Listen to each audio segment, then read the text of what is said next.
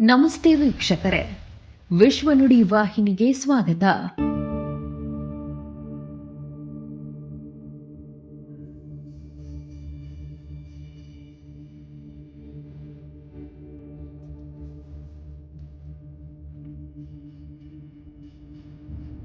ದೈವ ದರ್ಶನ, ಭಾರತೀಯ ದೇಗುಲಗಳ ಪಾರಂಪರಿಕ ದರ್ಶನ. ನೀವು ನಮ್ಮ ವಾಹಿನಿಗೆ ಮೊದಲ ಸಲ ಭೇಟಿ ನೀಡಿದ್ರೆ ಈಗಲೇ ಸಬ್ಸ್ಕ್ರೈಬ್ ಮಾಡಿಕೊಳ್ಳಿ. ವಿನೂತನ ಕಾರ್ಯಕ್ರಮಗಳೊಂದಿಗೆ ವಿಶೇಷ ಮಾಹಿತಿ ಪಡೆಯಿರಿ. ನಾವು ಪ್ರತಿನಿತ್ಯ ದೇವಸ್ಥಾನಗಳಿಗೆ ಹೋಗ್ತೇವೆ, ನಮ್ಮ ಇಷ್ಟಾರ್ಥಗಳನ್ನ ಈಡೇರಿಸುವಂತೆ ಬೇಡಿಕೊಳ್ತೇವೆ. ಆದರೆ ಆ ದೇವಸ್ಥಾನದ ಚರಿತ್ರೆ ಏನು, ಅಲ್ಲಿನ ಮಹತ್ವ ಏನು ಎಂದು ಯಾರು ತಿಳಿದುಕೊಳ್ಳೋ ಗೋಜಿಗೆ ಹೋಗೋದಿಲ್ಲ, ಹೌದಲ್ವಾ? ಅದಕ್ಕೆ ನಮ್ಮ ವಿಶ್ವನುಡಿ ವಾಹಿನಿಯಿಂದ ವಿವಿಧ ದೇಗುಲಗಳ ಐತಿಹ್ಯ ಸೇರಿದಂತೆ ಅಲ್ಲಿನ ಮಹತ್ವ ತಿಳಿಸುವ ಪ್ರಯತ್ನ ನಮ್ಮದಾಗಿದೆ. ಅಂತೆಯೇ ನಾವಿಂದು ಪರಿಚಯ ಮಾಡಿಸುತ್ತಿರುವ ಪವಾಡ ಪುರುಷನ ಮಹಾತ್ಮೆ ಅಷ್ಟಿಷ್ಟಲ್ಲ. ಸತ್ತ ಎಮ್ಮೆಯನ್ನ ಬದುಕಿಸಿದ, ಅನ್ನದಾನಕ್ಕಾಗಿ ಬುಡೇವನ್ನ ಅಕ್ಷಯ ಪಾತ್ರೆಯನ್ನಾಗಿಸಿದ, ನಿಡಗಲ್ ಸಂಸ್ಥಾನದ ರಾಣಿಗೆ ಸಂತಾನ ಪ್ರಾಪ್ತಿ ಮಾಡಿದ, ಬರಡು ಭೂಮಿಯಲ್ಲಿ ಗಂಗೆ ಉದ್ಭವಿಸುವಂತೆ ಮಾಡಿದ ಕೆಲಸಕ್ಕಷ್ಟೇ ಕೂಲಿ ಎಂಬ ತತ್ವವನ್ನ ಅಳವಡಿಸಿಕೊಂಡು ಮಾಡಿದಷ್ಟು ನೀಡಿ ಭಿಕ್ಷೆ ಎಂದು ಜಗತ್ತಿಗೆ ಸಾರಿದ ಪವಾಡ ಪುರುಷರೇ ನಾಯಕನಹಟ್ಟಿ ಶ್ರೀ ಗುರು ತಿಪ್ಪೇರುದ್ರ ಸ್ವಾಮಿಗಳು. ಓಂ ಜುಂ ಸಹ ತ್ರಯಂಬಕಂ ಯಜಾಮಹೇ ಸುಗಂಧಿಂ ಪುಷ್ಟಿವರ್ಧನಂ ಉರ್ವಾರುಕಮಿವ ಬಂಧನಾನ್ ಮೃತ್ಯೋರ್ಮುಕ್ಷೀಯಮಾಮೃತಾತ್. ಹೌದು ವೀಕ್ಷಕರೇ, ಮಾರಿ ದೇವಿಯ ಉಪಟಳದೊಂದಿಗೆ ಕುಗ್ರಾಮವಾಗಿದ್ದ ನಾಯಕನಹಟ್ಟಿ ಗ್ರಾಮಕ್ಕೆ ಆಂಧ್ರದ ರಾಯದುರ್ಗ ಮೂಲದಿಂದ ಬಂದವರೇ ಶ್ರೀ ಗುರು ತಿಪ್ಪೇರುದ್ರರು. ನಾವಿಂದು ಕೇಳುವ ಪಂಚಗಣಾಧೀಶರಲ್ಲಿ ಒಬ್ಬರು ಈ ತಿಪ್ಪೇರುದ್ರರು. ಗ್ರಾಮಕ್ಕೆ ಆಗಮಿಸುವ ಮಾರ್ಗ ಮಧ್ಯೆಯಲ್ಲಿಯೇ ಅದೆಷ್ಟೋ ಪವಾಡಗಳನ್ನು ಮಾಡಿದರು. ಅದರಲ್ಲಿ ಪ್ರಮುಖವಾಗಿ ಪಣಿಯಪ್ಪ ಎಂಬ ವ್ಯಾಪಾರಸ್ಥನ ಬಳಿ ಆಹಾರ ಕೇಳಿದಾಗ ಆತನು ಇದು ಶಿವನಿಗೆ ಇಡುವ ನೈವೇದ್ಯ ಎಂದು ಹೇಳಿ ಪೂಜೆ ಮಾಡುವಾಗ ಆತನ ಕಣ್ಣಿಗೆ ಶಿವನ ರೂಪದಲ್ಲಿ ದರ್ಶನ ನೀಡಿದರು. ನಂತರ ಪಣಿಯಪ್ಪನ ಜೊತೆಯಲ್ಲಿ ಗ್ರಾಮಕ್ಕೆ ಬರುವಾಗ ಬರಡು ಭೂಮಿಯಲ್ಲಿ ನೀರಿಗಾಗಿ ಹಪಹಪಿಸುತ್ತಿರುವಾಗ ಅಲ್ಲೇ ಗಂಗೆಯನ್ನ ತರಿಸಿದ ಪುಣ್ಯ ಪುರುಷರು.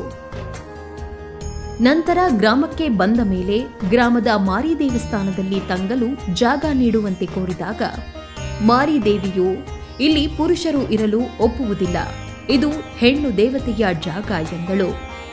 ಆಗ ಸರಿ ತಾಯಿ, ಕನಿಷ್ಠ ನನ್ನ ಬೆತ್ತ ಹಾಗೂ ಜೋಳಿಗೆಯನ್ನಾದರೂ ಇಡಲು ಸಮ್ಮತಿ ನೀಡು ಎಂದು ಕೇಳಿದಾಗ ಅದಕ್ಕೆ ಒಪ್ಪುವ ಮಾರಿ ದೇವಿಯು ದೇಗುಲದ ತುಂಬಾ ಜೋಳಿಗೆ ಬೆತ್ತ ತುಂಬಿಕೊಂಡಿದ್ದನ್ನ ಕಂಡು ಶಿವಶರಣರ ದಿವ್ಯ ಶಕ್ತಿಯನ್ನ ಅರಿತು ಆ ದೇಗುಲವನ್ನ ತಿಪ್ಪೇರುದ್ರರಿಗೆ ನೀಡಿ ತಾನು ಮತ್ತೊಂದು ಊರಿನಲ್ಲಿ ನೆಲೆಸುವೆ ಎಂದು ಹೇಳಿ ಹೋದಳು.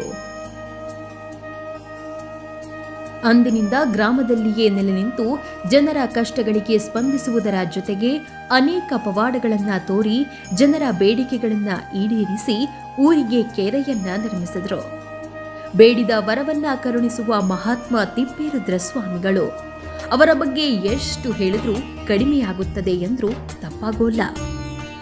ಪವಾಡ ಪುರುಷ ತಿಪ್ಪೇರುದ್ರ ಸ್ವಾಮಿ ದೇವಸ್ಥಾನವು ಚಿತ್ರದುರ್ಗ ಜಿಲ್ಲೆಯ ಚಳ್ಳಕೆರೆ ತಾಲೂಕಿನ ನಾಯಕನಹಟ್ಟಿ ಹಳ್ಳಿಯಲ್ಲಿದೆ.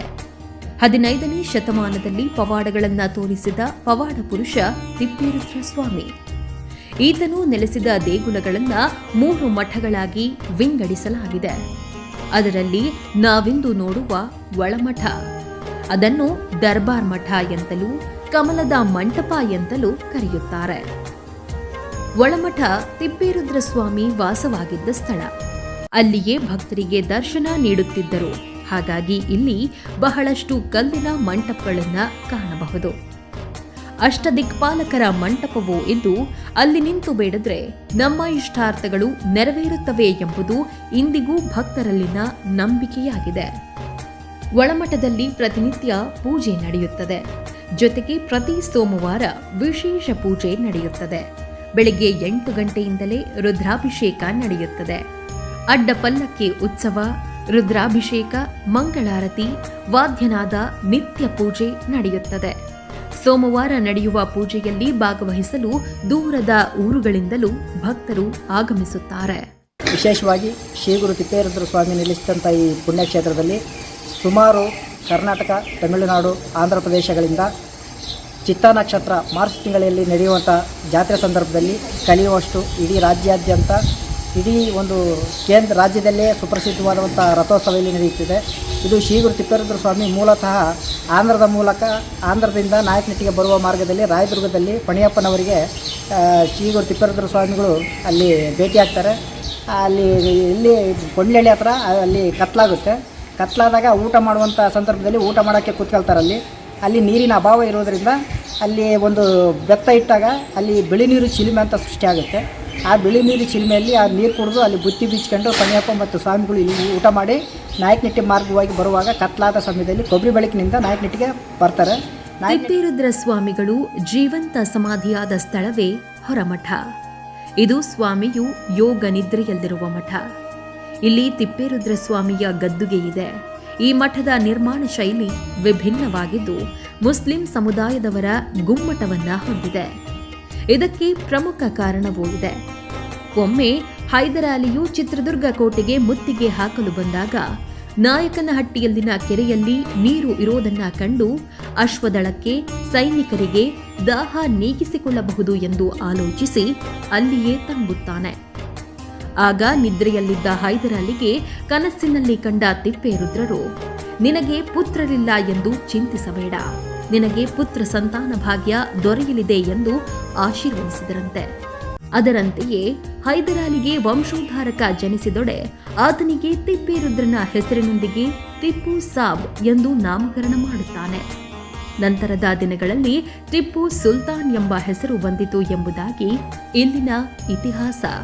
ಪುತ್ರ ಜನಿಸಿದ ನಂತರವೇ ಆತನು ರಾಜವೈಭೋಗ ದೊರೆಯುತ್ತಿದ್ದರಿಂದ ಹೈದರಾಲಿಯು ಇಲ್ಲಿನ ಮಠಕ್ಕೆ ಗುಂಬಾಜ್ ನಿರ್ಮಾಣ ಮಾಡಿಸಿದ್ದಾನೆ. ಹಾಗಾಗಿ ಇಲ್ಲಿನ ಮಠದ ಶೈಲಿ ವಿಭಿನ್ನವಾಗಿದೆ. ಇಲ್ಲಿನ ಇನ್ನೊಂದು ವಿಶೇಷವೆಂದರೆ ಒಳಮಠದಲ್ಲಿ ಪೂಜೆ ಮಾಡುವವರು ಶೈವರಾದರೆ ಹೊರಮಠದಲ್ಲಿ ಪೂಜೆ ಮಾಡುವವರು ವಾಲ್ಮೀಕಿ ಸಮುದಾಯದವರು.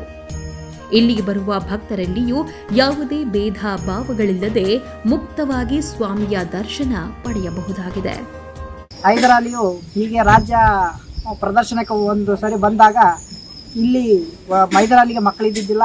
ಆ ಸಂದರ್ಭದಲ್ಲಿ ಶ್ರೀ ಗುರು ತಿಪ್ಪೇಸ್ವಾಮಿಯನ್ನು ಭೇಟಿ ಮಾಡಿ ಅವರ ಆಶೀರ್ವಾದ ಪಡ್ಕೊಂಡಾಗ ಟಿಪ್ಪು ಸುಲ್ತಾನ್ ಅಂತ ಒಬ್ಬ ಪುತ್ರವು 7 ಜನ ಅವರು ಮಕ್ಕಳು ಹುಡ್ತಾರೆ. ಆ ಸಂದರ್ಭದಲ್ಲಿ ಟಿಪ್ಪು ಅಂತ ಅವರಿಗೆ ನಾಮಕರಣನೂ ಮಾಡಲಾಗುತ್ತೆ.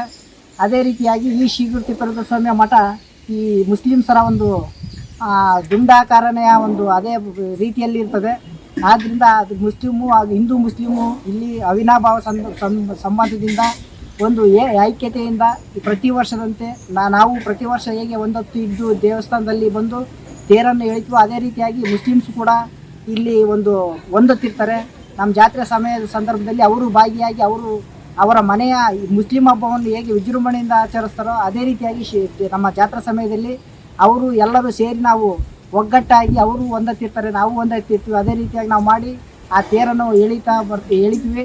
ಆಗ ಅಲ್ಲಿ ನಾಯಕನಹಟ್ಟಿ ಸುತ್ತಮುತ್ತ ಅನೇಕ ಪವಾಡಗಳನ್ನು ಸೃಷ್ಟಿ ಮಾಡಿ ಅವರ ಕೊನೆಯ ಕಾಲ ಸಂದರ್ಭದಲ್ಲಿ ಅವರಿಗೆ ಇನ್ನೇನು ನಾನು ಜೀವ ಸಮಾಧಿ ಆಗತ್ತೀನಿ ಅಂತ ಒಂದು ದೃಢ ಸಂಕಲ್ಪ ಮಾಡಿದಂಥ ಸಂದರ್ಭದಲ್ಲಿ ಅವರು ಇಲ್ಲಿ ಬಂದು ಸ್ವಾಮಿಗಳು ಇಲ್ಲಿ ಜೀವ ಸಮಾಧಿಯನ್ನು ಆಗ್ತಾರೆ. ಇನ್ನು ಕೊನೆಯದಾಗಿ ಏಕಾಂತ ಮಠ. ಇದು ನಾಯಕನಹಟ್ಟಿ ಕ್ಷೇತ್ರದ ಹೃದಯ ಭಾಗದಲ್ಲಿದೆ. ಇದು ಆಧ್ಯಾತ್ಮಿಕ ಗುರು ಪಂಚಗಣಾಧೀಶ್ವರರಲ್ಲಿ ಒಬ್ಬರಾದ ಶ್ರೀ ಗುರು ತಿಪ್ಪೇರುದ್ರ ಸ್ವಾಮಿಗಳ ಕಾಯಕ ಸ್ಥಳವಾಗಿದೆ. ಇದು ಮುಂಭಾಗದಲ್ಲಿ ಶಿವನ ಪೂಜಾ ಸ್ಥಳವಾಗಿದ್ದರೂ ಪಕ್ಕದಲ್ಲಿಯೇ ಗುಹೆಯ ರೀತಿ ಸ್ಥಳವೊಂದಿದೆ. ಆ ಸ್ಥಳದಲ್ಲಿಯೇ ಶ್ರೀ ತಿಪ್ಪೇರುದ್ರರು ಏಕಾಂತವಾಗಿ ಕುಳಿತು ಧ್ಯಾನ ಮಾಡುತ್ತಿದ್ದರಂತೆ. ಅವರ ನೆನಪಿಗಾಗಿ ಇಂದಿಗೂ ಆ ಗುಹೆಯ ಒಳಗೆ ಇಳಿದು ಭಕ್ತರು ಕೂಡ ಧ್ಯಾನ ಮಾಡಬಹುದಾಗಿದೆ. ಗುಹೆಯಲ್ಲಿ ಕುಳಿತು ತಿಪ್ಪೇರುದ್ರ ಸ್ವಾಮಿಗಳನ್ನ ಮನದಲ್ಲಿ ನೆನೆದು ಬೇಡಿಕೊಂಡರೆ ನಮ್ಮ ಮನಸ್ಸಿಗೆ ಶಾಂತಿ, ನೆಮ್ಮದಿ ಸಿಗುವುದರ ಜೊತೆಗೆ ನಮ್ಮ ಕಷ್ಟ ಕಾರ್ಪಣ್ಯಗಳು ದೂರವಾಗುತ್ತದೆ ಎಂಬ ನಂಬಿಕೆ ಇಂದಿಗೂ ಇದೆ. ಇದು ತಿಪ್ಪೇಸ್ವಾಮಿಗಳ ಮಠ ಅಂದರೆ ಧ್ಯಾನ ಮಂದಿರ, ಏಕಾಂತ ಮಠ ಅಂತಾರೆ. ಒಳಮಠ, ಹೊರಮಠ, ಏಕಾಂತ ಮಠ. ಏಕಾಂತ ಮಠ ಅಂದರೆ ತಿಪ್ಪೇಸ್ವಾಮಿ ಕುಂತು ಧ್ಯಾನ ಮಾಡಿರ್ತಕ್ಕಂಥ ಮಠ. ಅಂದರೆ ಈ ದೇವಸ್ಥಾನ ವಿಶೇಷತೆ 3 ದೇವತೆಗಳ ಕೂಡಿರ್ತಕ್ಕಂಥದ್ದು.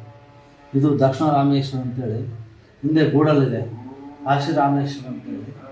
ಕಾಶಿ ರಾಮೇಶ್ವರ, ದಕ್ಷಿಣ ರಾಮೇಶ್ವರ, ತಿಪ್ಪೇಸ್ವಾಮಿಗಳ ಧ್ಯಾನ ಮಂದಿರ ಪಕ್ಕದಲ್ಲಿ ಸುರಂಗ ಮಾರ್ಗ. ಅಲ್ಲಿಂದ ಕಾಶಿಗೆ, ಹಂಪಿ ವಿರೂಪಾಕ್ಷ ಮಠಕ್ಕೆ, ಸಮಾಧಿ ಮಠಕ್ಕೆ ಇರ್ತಕ್ಕಂಥ ಮಠ ಇದೆ. ಅಲ್ಲಿ ವಿಶೇಷ ಅಂದರೆ ಆ ಸ್ವಾಮಿ ಕುಂತ ಸ್ಥಳಕ್ಕೆ ಒಂದು ನಂದಿ ಸ್ಥಾಪನೆ ಮಾಡಿದ್ದಾರೆ. ಎಜುಕೇಷನ್, ನೌಕರಿ, ಮ್ಯಾರೇಜ್, ಮಕ್ಕಳ ಸಂತಾನ ಅನೇಕ ಅವರ ಕಷ್ಟ ಸುಖವನ್ನು ಅಂದ್ಕೊಂಡು ಆ ಬಸವನ್ನ ಎತ್ತಕ್ಕಂಥದ್ದು. ಎತ್ತಿದಾಗ ಅವ್ರ ಕೆಲಸ ಆಗುತ್ತಂದರೆ ಮಲಿಗೊಂದು ತೂಕ ಬರುತ್ತೆ. ಸುಮಾರು 10-12 kg ತೂಕ ಇದೆ ಅದು. ಆ ಬಸವಣ್ಣ ಅವ್ರ ಕೆಲಸ ಆಗುತ್ತದೆ, ಮಲಿಗೂ ಒಂದು ತೂಕ ಬರುತ್ತೆ. ಇಲ್ಲ ವರ್ಷ 6 ತಿಂಗಳು ಲೇಟ್ ಆಗುತ್ತಂದರೆ 20-30 kg ತೂಕ ಬರುತ್ತೆ. ಅವ್ರ ಕೆಲಸ ಆಗೋದಿಲ್ಲ ಅಂದರೆ ಎತ್ತಲಿಕ್ಕೆ ಬರೋಲ್ಲ, ಮಿಸ್ಕಾಡ್ಸೋಕ್ಕೂ ಆಗೋಲ್ಲ. ಆ ಕವಿಕಲಾಗಿ ಕುಂದಿಸ್ದಂಗೆ ಆಗುತ್ತೆ. ಆ ಥರ ಅಲ್ಲಿ ಪದ್ಧತಿ ಇದೆ. ಇಲ್ಲಿ ವಿಶೇಷ ಅಂದರೆ ಸ್ವಾಮಿಗಳ ಕುರಿತು ಧ್ಯಾನ ಮಾಡೋದು. ಹೊರಮಠ 2ನೇದು ಅಂದರೆ ದೀವ ಸಮಾಧಿ ಮಠ. ಅದು ಒಳಮಠ 3ನೇದು ಅಂದರೆ ಹಿಂದೆ ಗ್ರಾಮ ದೇವತೆ ಮಠ, ಜೋಳಿಗೆ ಬತ್ತೆ ಹೊರಗೆ ಹಾಕಿ ಆಸ್ಥಾನಕ್ಕೆ ಅಧಿಪತಿಯಾಗಿ ಕುಂತಿರ್ತಕ್ಕಂಥ ದೇವಸ್ಥಾನ. ಇಂಥ ಈ 3 ದೇವಸ್ಥಾನದ ವಿಶೇಷತೆ ಇಲ್ಲಿ. ಅಂತೆಯೇ ಅಂದು ತಿಪ್ಪೇರುದ್ರ ಸ್ವಾಮಿಗಳು ನೆಲೆಸಿದ ಪಣಿಯಪ್ಪನ ಮನೆಯಲ್ಲಿ ತಿಪ್ಪೇರುದ್ರರು ನೀಡಿದ ಮಹಾಂತಲಿಂಗ, ಅವರ ಬೆತ್ತ, ಅವರು ನೀಡಿದ್ದ ಉಡೇವು ಇಂದಿಗೂ ಪಣಿಯಪ್ಪನ ಮನೆಯಲ್ಲಿದ್ದು ಇಂದಿಗೂ ದರ್ಶನ ಪಡೆಯಬಹುದಾಗಿದೆ. ಸ್ವಾಮಿ ಭಕ್ತ ಪಣಿಯಪ್ಪನ ಮನೆ ಇದು. ತಿಪ್ಪೇರುದ್ರ ಸ್ವಾಮಿ ಪಣಿಯಪ್ಪ ರಾಯದುರ್ಗದಿಂದ ನಾಯಕಟ್ಟಿಗೆ ಬರ್ತಾರೆ. ಬೆಳಿದಿರಿ ಚಿಲುಮೆ ಕೊಂಡಳ್ಳಿ ಇದು ಮಾಡ್ತಾರೆ, ಬೆಳಿದಿರಿ ಚಿಲುಮೆ. ಅಲ್ಲಿಂದ ಪಣಿಯಪ್ಪನ ಮನೆಗೆ ಪಾದಾರ್ಪಣೆ ಮಾಡ್ತಾರೆ. ಅಲ್ಲಿಂದ ಎಲ್ಲ ಪವಾಡ ನಡೆದು ಸತ್ಯಮೇಳ ಕರೆದು ಇಲ್ಲಿಂದ ಮಾರಮ್ಮನ ದೇವಸ್ಥಾನ ಬಿಡಿಸಿರೋದು. ಇವೆಲ್ಲ ಪಣಿಯಪ್ಪನ ಮನೆಯಿಂದಲೇ ಆಗಿರೋದು. ಕೆರೆ ಕಟ್ಟಿರ್ತಕ್ಕಂಥದ್ದು. ಇವು ಭಕ್ತ ಪಣಿಯಪ್ಪನಿಗೆ ತನ್ನ ಬೆವರಿದ ಮಾಡಿಕೊಡೋ ಶೈತಿಕಲಿಂಗ. ಇದು ಮಹಾಂತೇಶ್ವರ ಅಂತ ಪ್ರತಿಷ್ಠಾಪನೆ ಮಾಡಿದ್ರು ತಿಪ್ಪೇರುದ್ರ ಸ್ವಾಮಿಗಳು. ಇದು ಅಕ್ಷಯವಾಡ್ಯವು ಅಂದರೆ ಏನು ತೆಗೆದ್ರೆ ಕೆಳಗಡೆ ತೆಗಿಬೇಕು, ಮೇಲೆ ತೆಗಿಬೇಡ್ರಿ ಅಂತ ತಿಪ್ಪೇರುದ್ರ ಸ್ವಾಮಿಗಳು ಒಂದು ಶಕ್ತಿ ತುಂಬಿರ್ತಾರೆ. ಅದರಲ್ಲಿ ಪಣಿಯಪ್ಪನ ಹೆಂಡತಿ ಮಾಳಮ್ಮ ಏನು ಮಾಡ್ತಾರೆ, ಇದು ಏನು ತೆಗೆದ್ರೆ ಬರ್ತಾ ಇದೆ, ಇನ್ನು ಮೇಲೆ ತೆಗೆದ್ರೆ ಎಷ್ಟು ಪ್ರಭುದು ಅಂದಾಗ ಅದನ್ನು ಓಪನ್ ಮಾಡಿದಾಗ ಅದು ಶಕ್ತಿ ಕಳ್ಕೊತದೆ. ಅದೇ ಅಕ್ಷಯವಾಡ್ಯವು. ಇವು ಬೆತ್ತಗಳು ಮಾಡಿದಷ್ಟು ಬೇಡಿ ಭಿಕ್ಷೆ. ಅಂದರೆ ಕೆರೆ ಕಟ್ಟಬೇಕಾದ್ರೆ ಏನು ನೀವು ಕಾಯಕ ಮಾಡ್ತಾರೆ ಅದೇ ಪ್ರತಿಫಲವಾಗಿ ಮಣ್ಣಿನ ಕುಪ್ಪೆ ಮಾಡ್ಕೊಂಡು ಹೋಗ್ರಿ ಅಂತ ಹೇಳ್ತಾರೆ ತಿಪ್ಪೇರುದ್ರ ಸ್ವಾಮಿಗಳು. ಅವೇ ಬೆತ್ತಗಳು ಮುಟ್ಟಿದ್ರೆ ಅವು ಏನೇನು ಎಷ್ಟೆಷ್ಟು ಕಷ್ಟಪಡಿದ್ದೋ ಅಷ್ಟು ಪ್ರತಿಫಲವಾಗಿ ಅವ್ರಿಗೆ ಅಮೌಂಟ್ ಸಿಗ್ತಾ ಹೋಗ್ತಾ ಇದೆ. ಇವೆಲ್ಲ ಪಾಲಿಕೆ ಎಲ್ಲ ಅವರವೇ ತಿಪ್ಪೇರುದ್ರ ಸ್ವಾಮಿ ಇವೆಲ್ಲ. ಪ್ರತಿಯೊಂದು ತಿಪ್ಪೇರುದ್ರ ಸ್ವಾಮಿ ಇರೋದಿಲ್ಲ. ಇದೆಲ್ಲ ತಿಪ್ಪೇರುದ್ರ ಸ್ವಾಮಿ ಇವೆಲ್ಲ.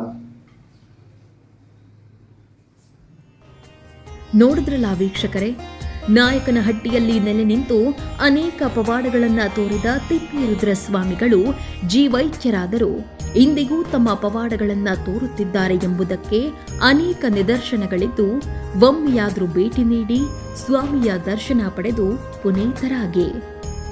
ಮುಂದಿನ ವಾರ ಮತ್ತೊಂದು ದೇವಸ್ಥಾನದ ಐತಿಹ್ಯ ತಿಳಿಸುವ ಪ್ರಯತ್ನ ಮಾಡ್ತೇವೆ. ಇದೇ ರೀತಿ ಇನ್ನಿತರ ವಿನೂತನ ಮಾಹಿತಿ ತಿಳಿಯಲು ವಿಶ್ವನುಡಿ ವಾಹಿನಿಗೆ ಸಬ್ಸ್ಕ್ರೈಬ್ ಮಾಡಿಕೊಳ್ಳಿ. ಅದೇ ರೀತಿ ಬೆಲ್ ಐಕನ್ ಒತ್ತುವ ಮೂಲಕ ಅಪ್ಡೇಟ್ ನೋಟಿಫಿಕೇಶನ್ಗಳನ್ನು ಪಡೆಯಿರಿ.